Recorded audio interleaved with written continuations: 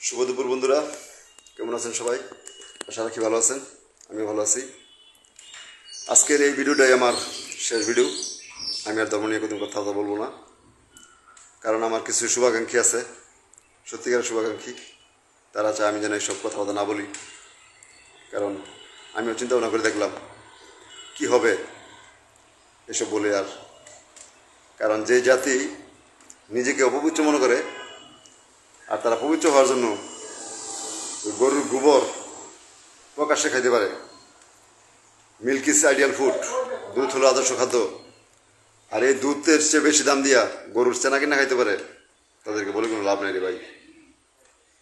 তাদের মা থাকতেই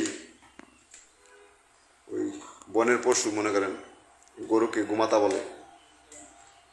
তাদের মায়ের অপমান হয় কিনা আমি বুঝি না।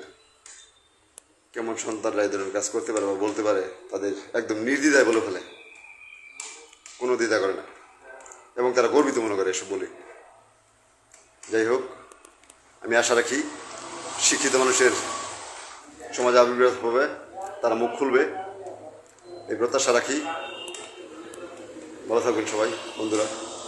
তবে মনে কষ্ট নিন না ভাইরা, যে আমি এসব কথাবার্তা ভিডিও বন্ধ রাখবো বলে আমি ওদের সব কিছু আপোষ করছি, মেনে নিছি, এমন কিচ্ছু না।